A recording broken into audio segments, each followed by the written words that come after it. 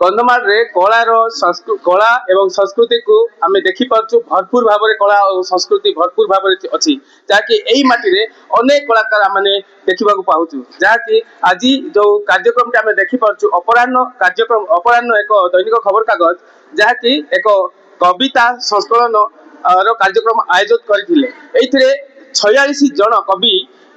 उपस्थित थिले एवं सेमानकु सम्मानित मध्य करा जायतिला एवं सीधा सड़क आम पचारि बुझा जे आज जो कार्यक्रम थिला से कार्यक्रम रे केते कवि उपस्थित थिले एवं कौन सब कविता से माने पाठ करथिले से संपर्क सीधा सड़क आम गण अछंती सर आम सीधा सड़क पचारि बुझा जे कि आमानकर अपराह्नर जे कि संपादक अछंती तांको सीधा सड़क आम पचारि बुझा सर आपन को स्वागत करती बड़ खबर को सर कौन कहिबे आज एक सुंदर कार्यक्रम आपन प्रयास जाके कंधमाल कविता संस्करण जो जिला स्तरीय आपनकर बंधु मिलन कार्यक्रम आप आयोजन करछंती ए संपर्क आपण कोन कहिबे सर। बंशीधर जेना संपादक अपराह्न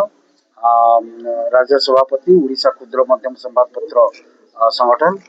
ये जो आम कार्यक्रम होची अपराह्न संवादपत्र पक्षर समग्र राज्य रे एको नै कि राज्य स्तरीय सारस्वत कार्यक्रम होईची जेले कि आमे आर लोकन को साहित्य मनस्क करबा पानी साहित्य मनस्क माध्यम रे सुस्थ समाज गठन करबा उद्देश्य रखी आमे प्रत्येक जिलार 30 दिन को 30 जिला कार्यक्रम अर्थात प्रत्येक दिन आमे गोटे जिलार स्वतंत्र पृष्ठा रखी से जिलार साहित्यिक माने देखुछंती या द्वारा 30 जिला सहित प्रवासी ओडिया मध्य एथिरे जड़ित होइछंती या द्वारा कोन होउची ना जो माने लेखिबार सुयोग पाउ नथिले बा लेखिबार इच्छा शक्ति थिला से माने लेखि पार नथिले सेमान को सुयोग दिया होउची सेमान लेखुछंती जो मान को लेखा प्रकाश पाई पार नथिला सेमान को लेखा मध्य प्रकाश पाउची या द्वारा ओडिसा रो ओडिया साहित्य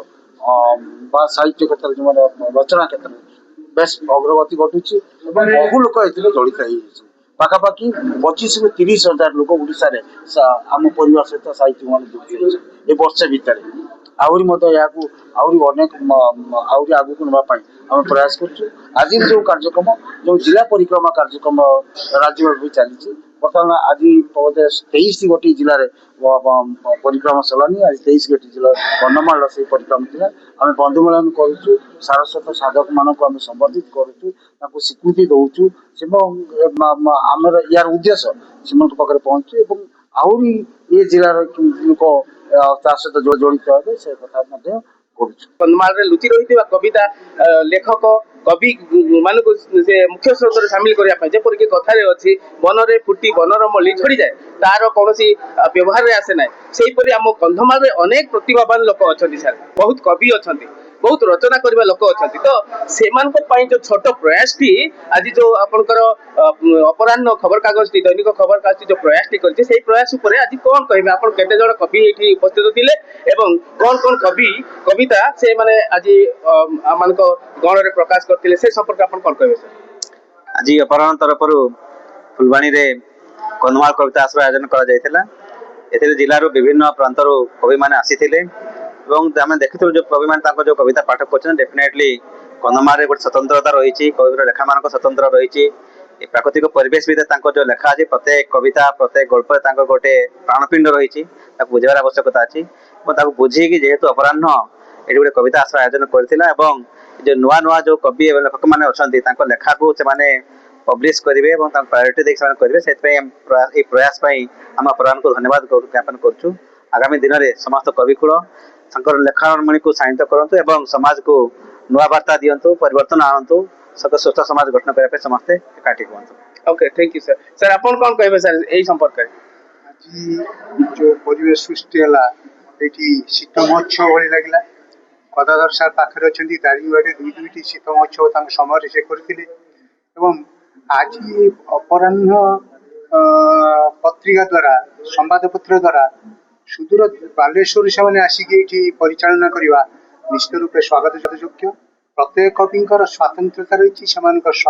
से स्वातंत्रता मध्य बनमल्ली बन फुटी झड़ी न जामि बाहर को आसतु बासना समस्त बासना धन्यवाद। सीधा सड़क मैंने शुणी पारे जहाँकि ओडिशा रे कला एवं संस्कृति ଯାହାକି ଭରପୁର ଭାବରେ ଅଛି। କିନ୍ତୁ ଆମେ କଥାରେ ଶୁଣିଛେ ବନରେ ଫୁଟିଥିବା ମଲ୍ଲି ଯେମିତିକି ବନରେ ଫୁଟି ମଉଳି ଯାଏ, ତାର କୌଣସି ଶୋଭା ସୌନ୍ଦର୍ଯ୍ୟ ଆଉ ଉପଭୋଗ କରି ହେଉନାହିଁ। ଠିକ ସେହିପରି ଆମମାନଙ୍କ କନ୍ଧମାଳରେ ମଧ୍ୟ ଅନେକ ପ୍ରତିଭା ଲୁଚି ରହିଛନ୍ତି, ଯୋଉ ପ୍ରତିଭା ଗୁଡ଼ିକ କି ଆଜି ଦେଶ ଦୁନିଆକୁ ଆସି ପାରୁନାହାନ୍ତି। ତାର ଏକ ଛୋଟ ପ୍ରୟାସ ଅପରାହ୍ନ